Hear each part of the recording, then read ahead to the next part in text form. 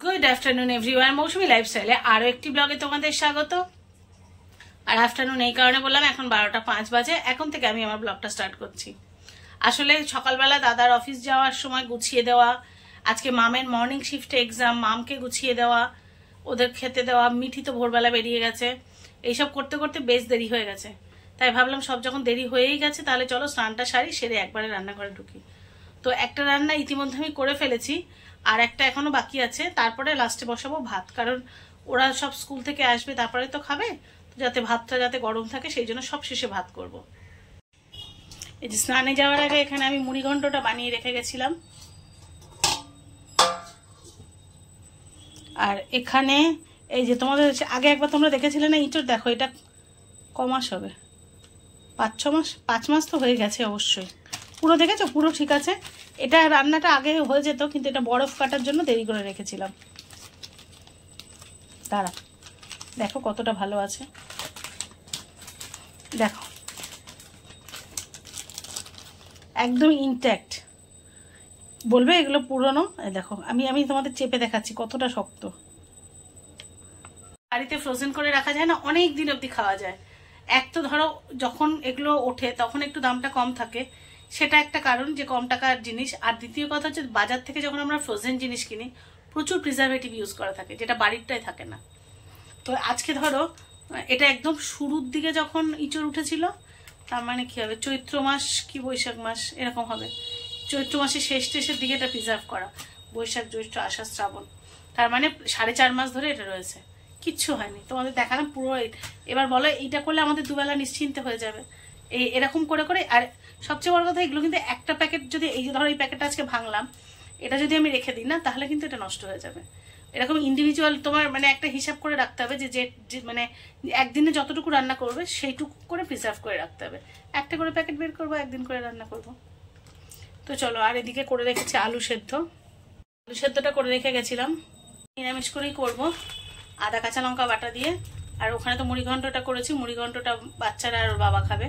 মুড়ি ঘন্ট আমি তো মাছের মাথা খাওয়া বারণ, তার উপরে আবার ডাল আছে, তো সেই জন্য ওইটা করে রেখেছি। তো চলো এটাকে চটপট বসিয়ে নিই, কারণ বেলা হয়ে যাচ্ছে, তারপরে আসছি। দেখো এটা কতটা সুন্দর হয়েছে, এটা বোঝা যাচ্ছে যে 4.5 মাস আগে প্রিজার্ভ করা ইঁচড়, ইনট্যাক্ট একদম, মনে হচ্ছে যেন এই টাটকা কেটে রান্না করা হচ্ছে। একদম অ্যাকিউরেট থাকে, যেরকম তোমরা টাটকা কেটে রান্না করলে যেরকম টেস্ট থাকে না, একদম সেম থাকে। কেউ কেউ যদি পারো বাড়িতে একটু এরকম প্রিজার্ভ করে দেখো, আর যদি সাকসেস হও আমায় জানিও। চলো করে নিই। করতে করতে এসে বসে পড়েছি। পায়ের ব্যথাটা তো এখনো পুরোপুরি কমেনি, বেশিক্ষণ টানা দাঁড়াতে পারছি না, তবে কমেছে কিন্তু পুরো কমেনি। তার মধ্যে উপরে যুক্ত হচ্ছে বাঁ হাতের ব্যথাটা। ও হ্যাঁ, অনেকে জানতে চাইছিলে আমি কিসের ভ্যাকসিন নিয়েছি। আসলে কি জানো তো, আমাদের মতো পেশেন্টদের না মানে কিছু ভ্যাকসিন নিয়ে রাখতে হয়, যাতে এমার্জেন্সি রোগগুলো থেকে একটু হলেও দূরে সরে থাকা যায়। যেমন ধরো ইনফ্লুয়েঞ্জা, তারপরে নিউমোনিয়া, হেপাটাইটিস বি। তো আমি পরশুদিন যেটা নিয়েছি সেটা হচ্ছে হেপাটাইটিস বি 3rd ডোজ, 3 নম্বর ডোজ। সামনের মাসে আছে নিউমোনিয়ার 2nd ডোজটা। আর এই পরশুদিন থেকে 4 মাস বাদে হেপাটাইটিস বির বুস্টার ডোজ। তো এরকম পরপর থাকে, ওগুলো ডাক্তার মনে করিয়ে দেয়, নিতে হয় পরপর। আবার ধরো গত ডিসেম্বরে নিয়েছি ইনফ্লুয়েঞ্জা, তাহলে আবার 1 বছর বাদে আবার ইনফ্লুয়েঞ্জা নিতে হবে। এরকম থাকে পরপর, যাতে ডিসেম্বরে যখন আমার ওই যে মারাত্মক অসুখটা হলো, না ডিসেম্বরে নেয়নি, জানুয়ারিতে নিয়েছি। আর ডিসেম্বরে আমার নিউমোনিয়াটা হলো, তারপরে আমি জানুয়ারিতে নিয়েছি, তার মানে জানুয়ারিতে নিতে হবে। ওই ভ্যাকসিনের কার্ড দেখে হিসাব করে যেতে হয়। তো ওই যে বাড়াবাড়ি হয়েছিল, আইসিইউতে দেওয়া, প্রাণ সংশয়, এগুলো একটু হলেও অ্যাভয়েড করা যায়, যদিও পুরো অ্যাভয়েড করা যায় না আমাদের মতো মানুষদের জন্য, তবে হয়তো যদি 10%ও একটু ভয়টা কম থাকে, সেই জন্য এই ভ্যাকসিনগুলো ডাক্তার প্রেসক্রাইব করেন।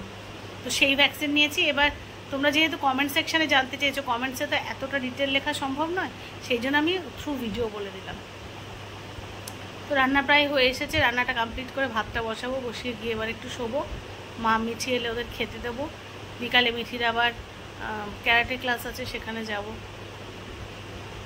তো আবার আসছি একটু পরে। তো মিঠি এখন যাচ্ছে ক্যারাটে ক্লাসে, আমি আর মিঠি বেরিয়েছি।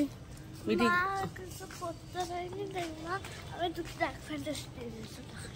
মিঠি বিস্কিট খেতে খেতে ডার্ক ফ্যান্টাসি বিস্কিট খেতে খেতে যাচ্ছে, কারণ আমরা ঘুমাচ্ছিলাম, ঘুম থেকে উঠতে দেরি হয়ে গেল। আর মিঠিদের মাঠে আজকে, যে মাঠে ক্যারাটে হয়, সেখানে মেলা হচ্ছে। তোমাদেরকেও মেলা দেখাবো। ওই মাঠটায় প্রায় মেলা হয়, বিভিন্ন টাইপসের। গতবারে তো সুন্দর পাখি মেলা হয়েছিল না? গতবারে সুন্দর পাখি মাছের মেলা হয়েছিল। আর এবারে জামা কাপড় ব্যাগ ট্যাগ এসবই হচ্ছে। কি মেলা হচ্ছে দেখবো, তোমাদেরকেও দেখাবো। হ্যাঁ চলো ঝটপট যাই, কারণ 6:25 হয়ে গেছে, 6:30টায় ক্লাস। ওই আমাদের সামনে আরেকটা বাচ্চা দেখতে পাচ্ছি যাচ্ছে।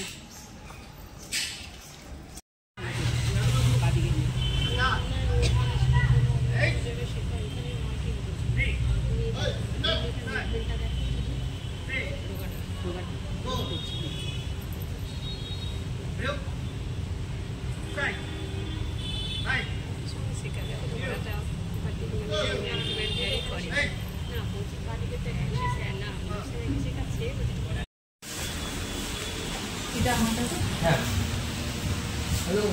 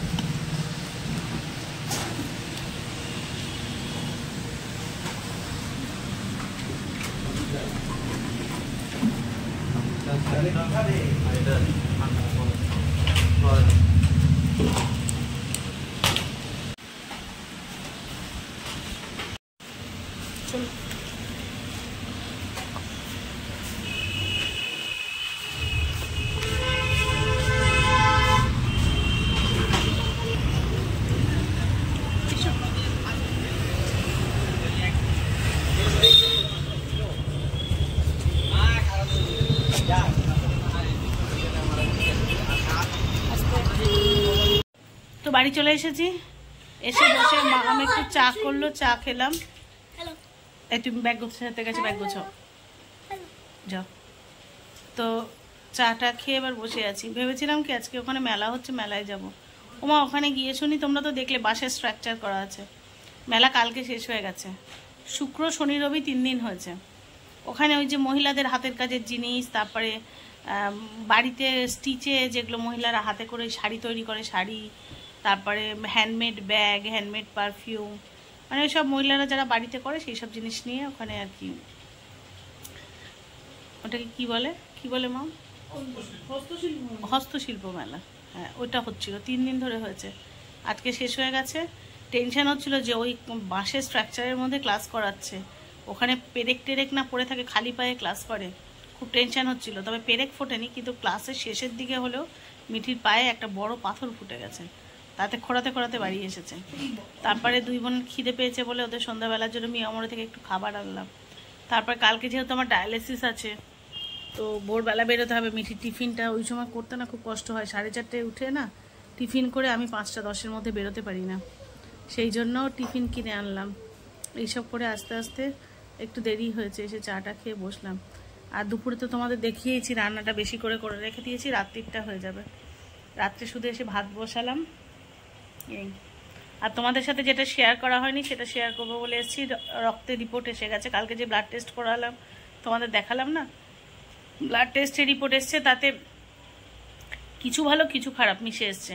যেমন হিমোগ্লোবিনটা তো একদম কমে গেছিলো, 7.9 হয়ে গেছিলো গত মাসে, সেটা ইঞ্জেকশনের ডোজটা বাড়িয়ে দিয়ে 9.2 হয়েছে, তাই না? হ্যাঁ 9.2 হয়েছে। আর পটাশিয়ামটাও বেশ বেশি আছে বলবো, গতবারে পটাশিয়াম 5 কত ছিল যেন ভুলে গেছি, এবার 5.6, অনেক বেড়ে গেছে। আর ক্রিয়েটিনিনটা 6-এর মধ্যে আছে, অসুবিধা নেই। 6 বরং ক্রিয়েটিনিন 6-7 না হলে অসুবিধা হয়, যারা ডায়ালিসিস নেয় তাদের শরীর উইক হয়ে যায়, তা ক্রিয়েটিনিন ঠিক আছে। আর যেটা ফসফরাস প্রচুর বেড়ে গেছে, প্রচুর ফসফরাস 7-এর উপরে উঠে গেছে, মানে 1 মাস আর দুধ খেতে পারবো না।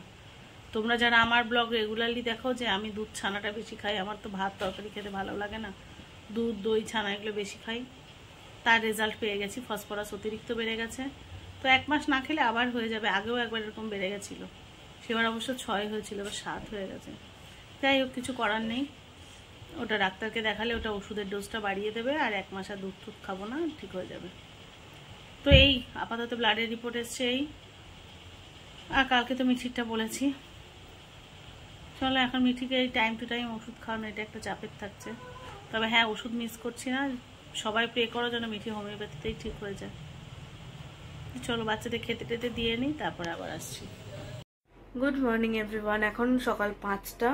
মিঠির আজকে স্কুলে প্রোগ্রাম রয়েছে।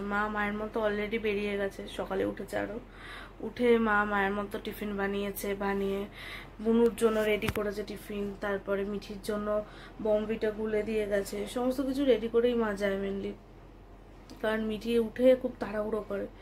এবার উঠে মা রেডি করে নিচে রেডি হয়ে মা বেরিয়ে গেছে। আর মিঠি উঠেও সবে ঘরে গেছে, মানে বসার ঘরে গিয়ে বসে আছে, ব্রাশ টাশ করে গিয়ে বসে আছে, ঘুম কাটেনি। এবার ওকে রেডি করাবো। আজকে তো ওর স্কুলে প্রোগ্রাম আছে 13 তারিখ আজকে, বাট ওর প্রোগ্রাম আজকেই, 15 তারিখের অনুষ্ঠানটা আজকেই হচ্ছে। তো ওকে এখন গিয়ে রেডি করাবো। রেডি করিয়ে তারপর আজকে একটু তাড়াহুড়ো আছে বলে একটু আগেই উঠিয়েছে মা, বলেছে একটু তাড়াতাড়ি উঠে যাবি, পরে দেরি হয়ে যাবে, তার চেয়ে আগে আগে উঠবি।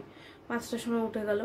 উঠে সমস্ত কিছু রেডি করে দেবো। এবার রেডি হয়ে তারপরে তোমাদের সাথে শেয়ার করছি ওকে কিরকম লাগছে।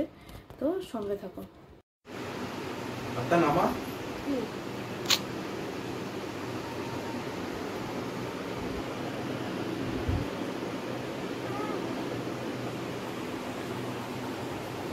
টাটা, যাও।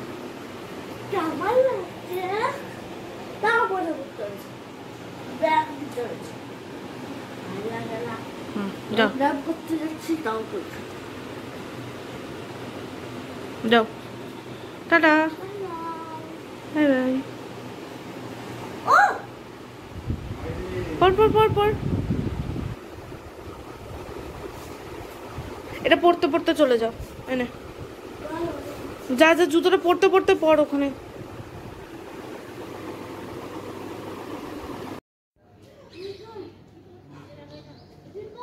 কি আছে?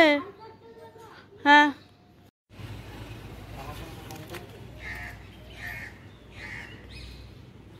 মিঠি